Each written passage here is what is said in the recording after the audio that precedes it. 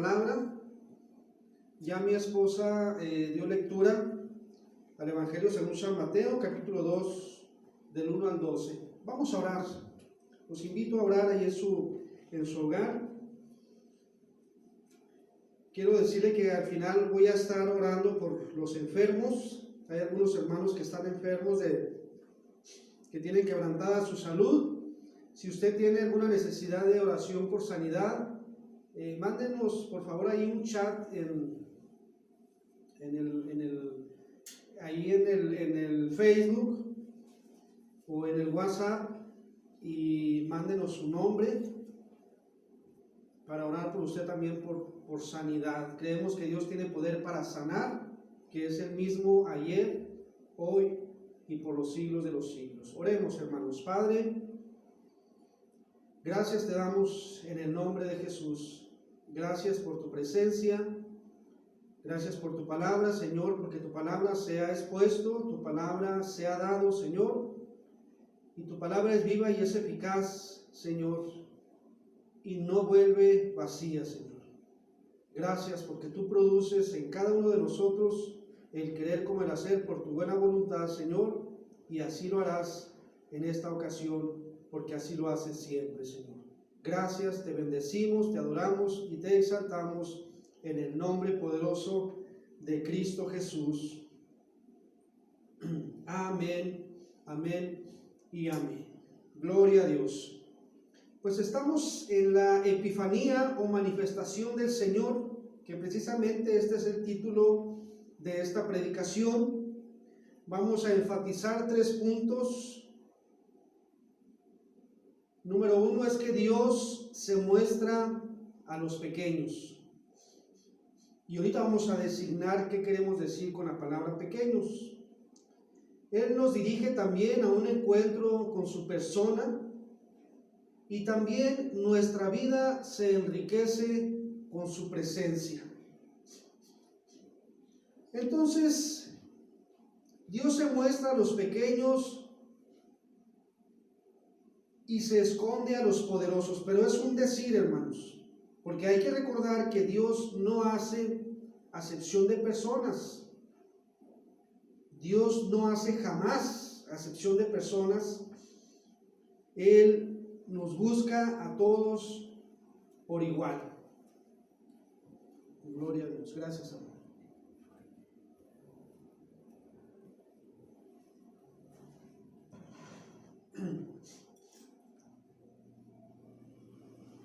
Esto quiere decir que se muestra como es a los pequeños, pero también se muestra a los poderosos.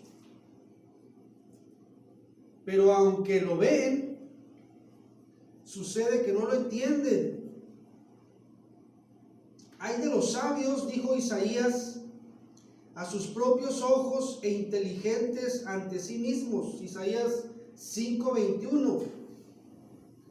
Los valores que rigen la vida de los poderosos les impiden ver en el niño al Salvador. Por el contrario, lo ven como adversario, como aquel que cuestionará su poder y como alguien que viene a poner en evidencia su ingratitud y su dureza de corazón. Lo que aleja a Herodes del niño de Belén no es la actitud de Dios, porque como dije al principio, repito, Dios no hace acepción de personas. La salvación que nuestro Señor Jesucristo vino a traer es una salvación universal.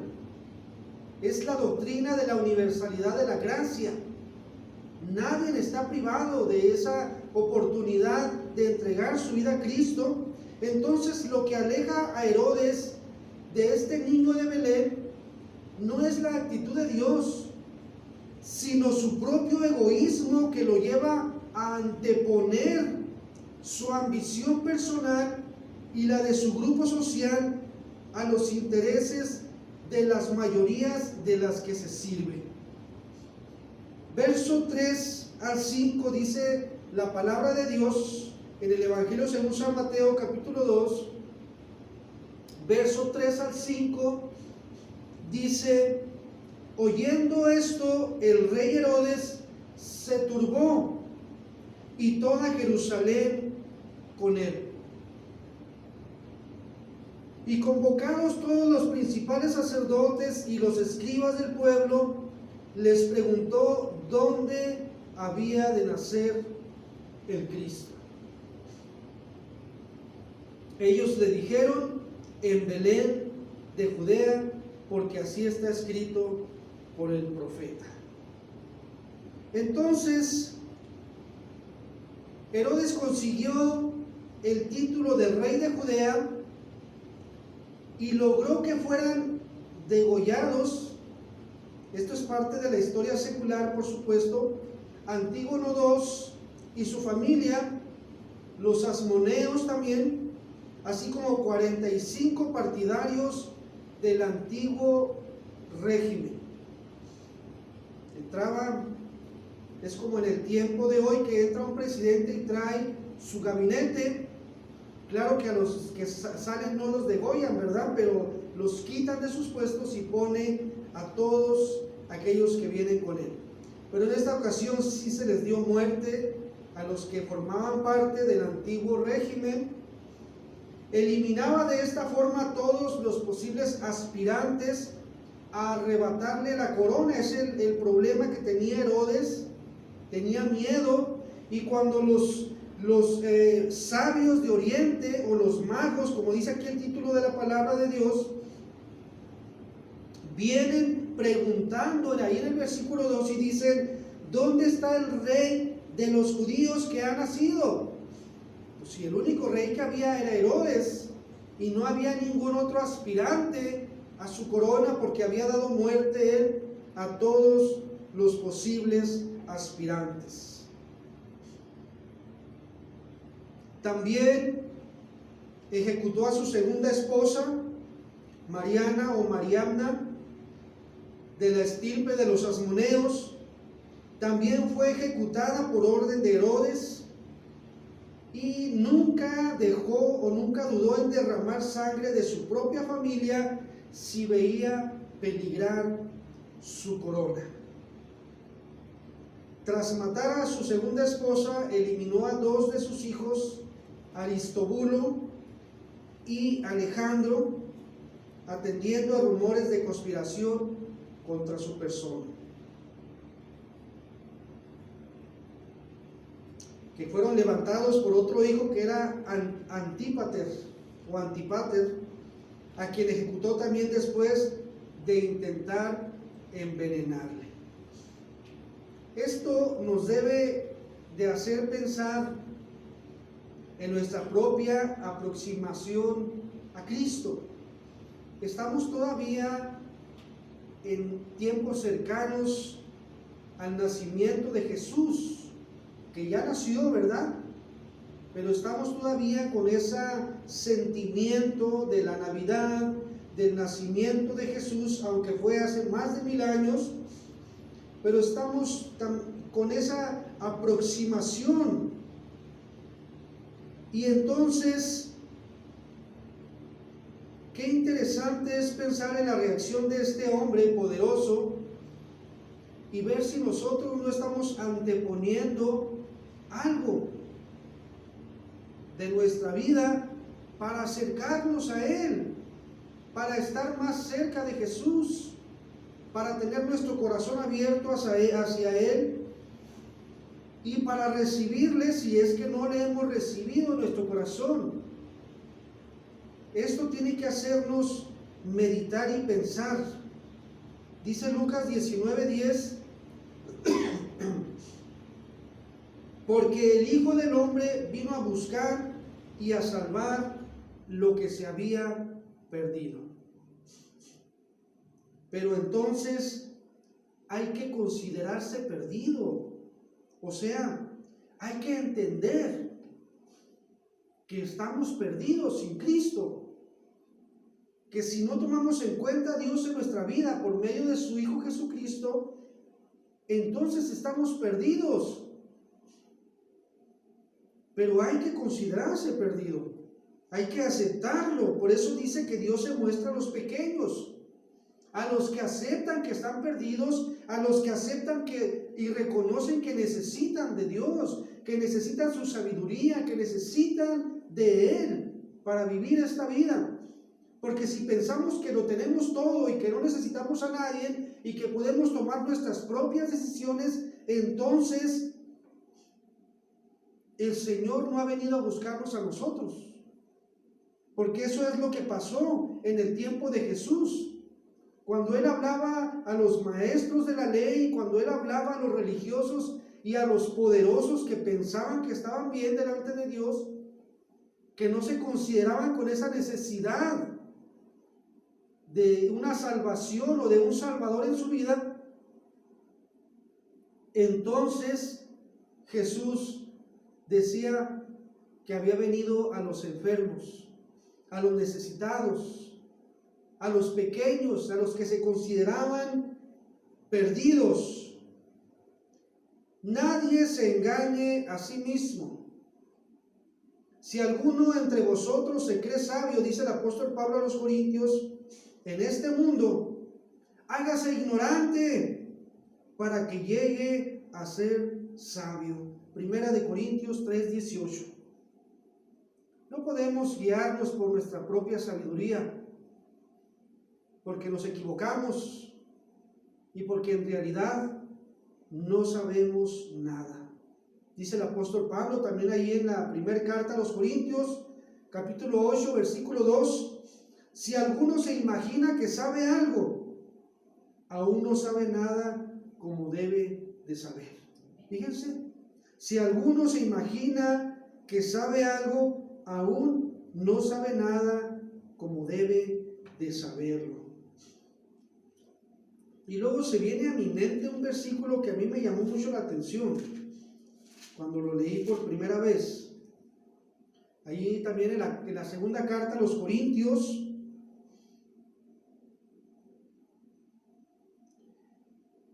capítulo 5, versículo 16, fíjese lo que dice el apóstol Pablo. Está hablando acerca de la reconciliación con Dios por medio de Jesucristo. Dice el 15, y por todos murió, para que los que viven ya no vivan para sí, sino para aquel que murió y resucitó por ellos, o sea, para Jesucristo. Versículo 16, hablando de lo que dice el apóstol Pablo, ahí en primera de los Corintios 8:2, si alguno se imagina que sabe algo, aún no sabe nada como debe de saber. Dice segunda de Corintios 5:16, de manera que nosotros, dice el apóstol Pablo, y se incluye él, de manera que nosotros de aquí en adelante a nadie conocemos según la carne. Y fíjese lo que dice más adelante, y aun si a Cristo conocimos según la carne, ya no le conocemos así. O sea, si tú has oído hablar de Cristo, no quiere decir que le conoces exactamente como Él es. Necesitas conocerle a través de su palabra, a través de la entrega tuya hacia Él, para que Él pueda revelarse a tu vida por medio del Espíritu Santo de Dios.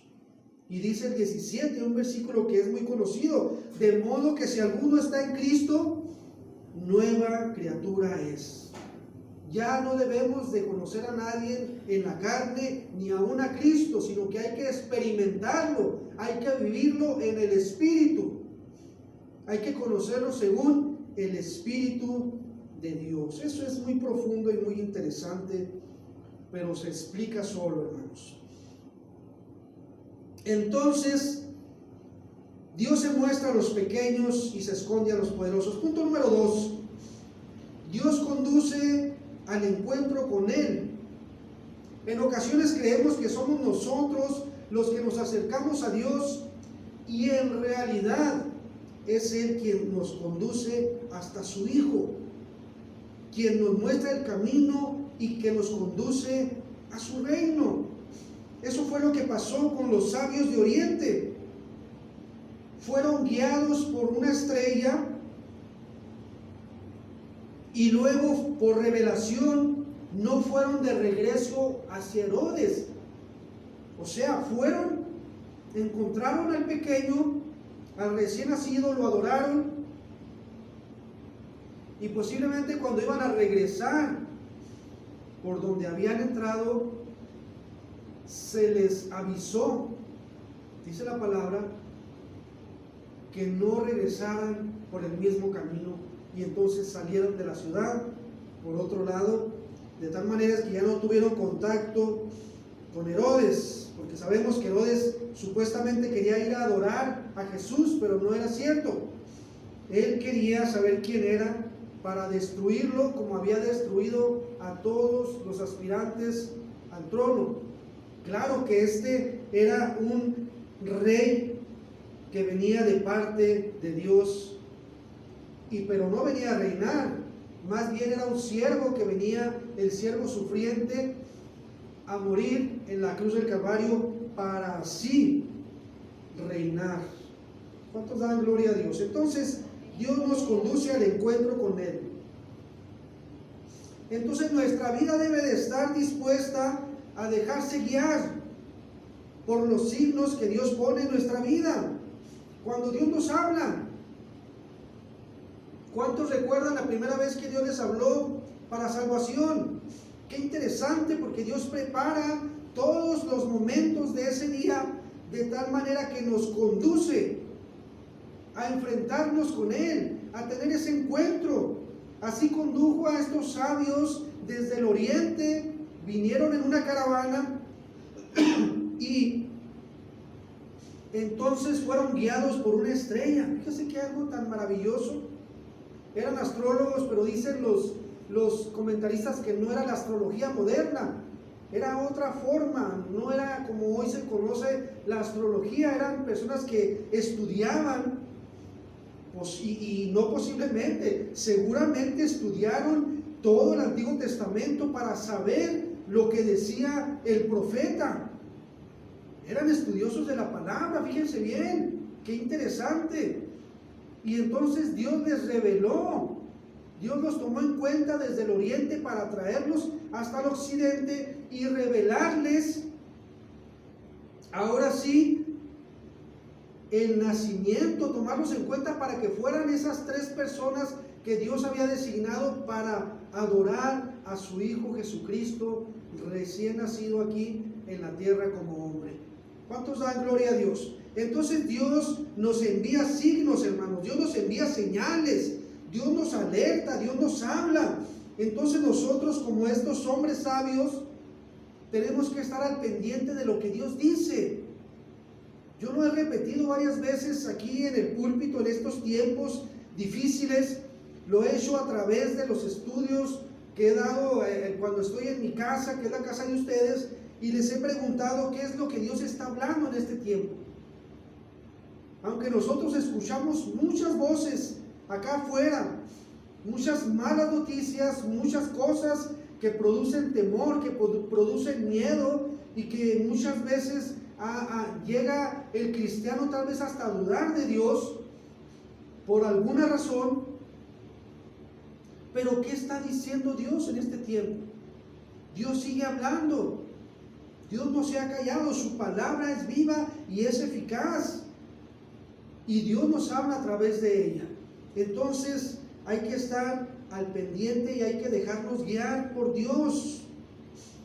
Entonces sería algo muy arrogante creer que somos nosotros los que nos disponemos a servir a Dios. La iniciativa no viene de nosotros, inclusive Dios pone en nosotros el querer como el hacer por su buena voluntad. El hombre, hablando del ser humano, es rebelde por naturaleza, y por naturaleza siempre va en contra de lo que se ha designado, o de las autoridades, o de lo que está puesto por Dios. Es una reacción natural. Si nosotros creemos que seguimos a Dios por nosotros mismos, estamos muy equivocados. Es Dios, siempre ha sido Él y siempre será Él. ¿Quién tuvo la iniciativa para que su Hijo Jesucristo viniera a nacer en esta tierra? Fue Dios. Porque de tal manera amó Dios al mundo que ha dado a su Hijo unigénito. O sea, la iniciativa siempre Es Dios quien en un principio, en el Génesis, decidió crear la raza humana por amor, para tener comunión con ella. Entonces hay que tomar en cuenta que es Dios el que produce en nosotros, hermanos, el servirle, el amarle. ¿Por qué le amamos a Él? Porque Él nos amó primero. Entonces el pensar eso es que si pensáramos como si fuéramos tan buenos que deseamos hacer su voluntad casi como un favor al Creador, y eso está mal, hermanos. La perspectiva cambia cuando entendemos que es Él quien nos viene a buscar donde nosotros estamos. Dios sigue buscando. Dios, la salvación que llegó por medio de Jesucristo sigue vigente. Dios sigue buscando. Dios sigue tocando las vidas, los corazones, hablando para que atendamos a su llamado. Tenemos el ejemplo de la parábola de la oveja perdida. ¿Quién es el que va? El pastor, y deja las 99 y va por la oveja perdida. Entonces Dios es el que siempre nos conduce hasta su presencia. Verso 9 dice la palabra de Dios, Evangelio según San Mateo 2, capítulo 9. Ellos, habiendo oído al rey, se fueron, después de que tuvieron el diálogo ahí con Herodes. Y he aquí, la estrella que habían visto en el oriente iba delante de ellos hasta que llegando se detuvo sobre donde estaba el niño. Ellos llevaban una misión, y fíjense que las palabras de este rey Herodes no los desequilibró, ni les quitó el entusiasmo, ni les quitó el deseo de lo que Dios había puesto en sus corazones para hacer un viaje tan largo. Ellos iban a adorar al rey recién nacido. Se toparon con un rey poderoso. Humanamente Herodes era poderoso, claro que sí, pero no tomaron en cuenta a ese rey humano en el sentido de que era puesto por hombres y que era un rey malvado, por supuesto. Ellos, terminando de hablar con él, siguieron hacia la meta. La meta de ellos era encontrar a Jesús, el Hijo de Dios recién nacido. ¿Cuántos dan gloria a Dios? Así que como lo hicieron los sabios, nosotros debemos dejarnos guiar por la perspectiva de Dios. Dios siempre nos conducirá hacia su Hijo. Dios siempre nos conducirá por su camino. Jesús dijo: yo soy el camino, la verdad y la vida.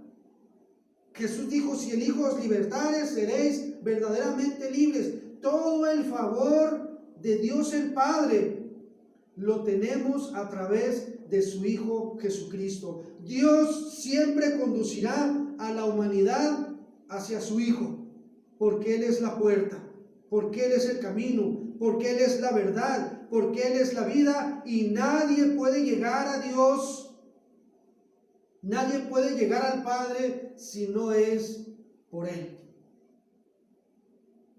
Él es el camino. Por eso Dios así lo ha estipulado. Dios el Padre, que toda la bendición que el ser humano quiera recibir de Él será a través de su Hijo Jesucristo. ¿Cuántos dan gloria a Dios? Punto número 3. Quienes le reconocen, le ofrecen lo mejor que tienen. Los sabios entregaron metales preciosos y sustancias aromáticas. Dice que al entrar en la casa vieron al niño con su madre María y postrándose le adoraron. Y abriendo sus tesoros le ofrecieron presentes, oro, incienso y mirra. Objetos valiosos propios de los reyes, por supuesto, pero el símbolo que está detrás de esto es el que entregaron sus mejores pertenencias. Ellos entregaron sus mejores pertenencias. Aquí podríamos pensar o engañarnos creyendo que se refiere a donar las pertenencias materiales. Pero si vemos el desarrollo del Evangelio, vemos que esa entrega que ellos hicieron consistía en dar la vida misma. Ellos dieron lo mejor, los presentes que llevaban. Ya no se habla de ellos cuando se fueron, qué pasó con sus vidas, pero ellos le rindieron todo el honor a Jesús, al bebé que estaba recién nacido, y esto para nosotros se convierte o se interpreta el entregar lo mejor que tenemos. ¿Qué es, hermanos? No es material, es nuestra propia vida. Eso es la interpretación correcta. Porque la vida dada a Cristo es una vida que se pierde. La vida dada a Cristo no es una vida que se pierde como cuando damos una moneda, sino por el contrario es una vida ganada para servir al prójimo, para alabar a Dios y para construir un mundo más humano. Dice Mateo 16:25, el que quiera salvar su vida, la perderá, pero el que pierda su vida por causa de mí y del Evangelio, la hallará. Fíjese bien, las ofrendas de los sabios de Oriente anuncian lo que ha de reclamar Jesús de sus discípulos, que lo más preciado sea puesto a su servicio. Nuestra vida, yo creo que es lo más preciado que tenemos, hermanos. Y si tenemos algo más preciado que la vida, pues estamos mal enfocados, porque no hay nada que pueda comprar la vida que tenemos, que es un regalo de Dios, por supuesto, pero es lo más preciado que tenemos. Dice también Juan 15:5, hablando del Señor Jesucristo, nadie tiene mayor amor que este, que uno ponga su vida por sus amigos. Y Mateo 25:40, en verdad os digo que en cuanto lo hicisteis a uno de estos hermanos míos, aún a los más pequeños, a mí lo hicisteis. Entonces, hermanos, cerramos, porque el Hijo del Hombre vino a buscar y a salvar lo que se había perdido. Entonces nosotros debemos de considerarnos perdidos, aún estando en Cristo, hermanos. Tenemos que tener una consideración para seguir tomando en cuenta al Señor en nuestra vida. No sabemos cómo vivir aquí, no sabemos qué decisiones tomar, para que Él nos siga dando sabiduría para seguir en el camino, hermanos. Y debemos de estar dispuestos a seguir siendo guiados por las señales que Dios va poniendo en nuestro camino, como cuando vamos camino a Ciudad Juárez o a Ciudad Delicias, donde hay una curva, se nos avisa antes de entrar en esa curva, precisamente para no sufrir un accidente. Yo creo que así Dios nos avisa en nuestra vida dónde viene una curva, dónde está recto, dónde dar vuelta, qué hacer. Dios seguramente nos da señales en nuestra vida para seguir caminando hacia adelante, hermanos. Hay que estar pendientes a la voz del Espíritu Santo. Y hermanos, así como los sabios entregaron sus mejores pertenencias, nosotros debemos de entregar nuestras vidas junto con todo lo que poseemos, porque todo lo que tenemos lo consideramos como que Dios nos lo ha dado.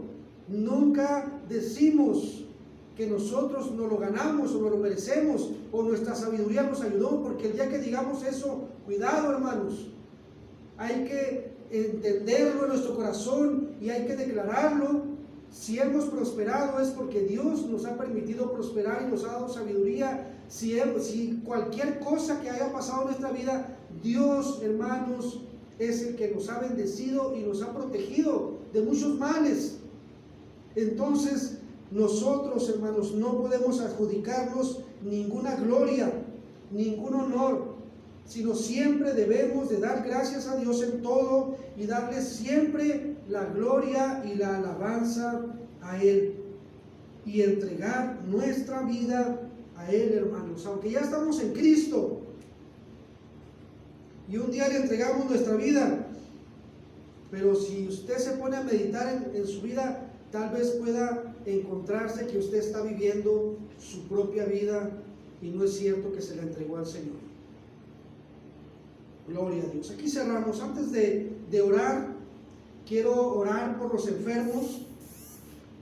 Quiero hacer una oración. Vamos a orar, hermanos. Hay hermanos que están con la salud quebrantada. Vamos a orar antes de cerrar. Vamos a orar. Señor, en el nombre de Jesús, creemos en tu poder de ayer, de hoy y por siempre. Hay hijos tuyos y aquellos que están mirando, Señor, que a lo mejor no han entregado su vida a Cristo, Señor, pero que están padeciendo también enfermedad, Señor. Yo te pido, Señor, que tengas misericordia de ellos, Señor. Y en esta hora, en el nombre de Jesús, lanzamos esa palabra de sanidad, Señor. Oramos para que te manifiestes. No lo hacemos por nosotros mismos, Señor, sino siendo guiados por tu Espíritu Santo, Señor. Lanzamos esa palabra de sanidad, de restauración, de salvación, en el nombre de Jesús. Que reciban sanidad, en el nombre de Jesús. Póngase su mano ahí donde tiene la enfermedad, donde tiene el dolor, y crea, Jesucristo es el mediador entre Dios y los hombres. Él es el único Salvador. Él es el único camino, la verdad y la vida. Señor, ten misericordia y envía, Señor, envía esa sanidad en esta hora, que se manifieste ahí, Señor, que todo dolor se vaya en el nombre de Jesús, que toda dolencia, que toda enfermedad, que todo tumor se vaya y sea desarraigado en el nombre de Jesús, que todo cáncer retroceda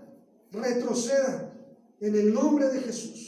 En el nombre de Jesús, toda enfermedad se va en el nombre de Jesús. Y viene la sanidad, viene la restauración, viene la recuperación, viene el alivio de parte de Dios por medio de su Hijo Jesucristo. ¿Cuántos dicen amén, amén y amén? Gloria a Dios.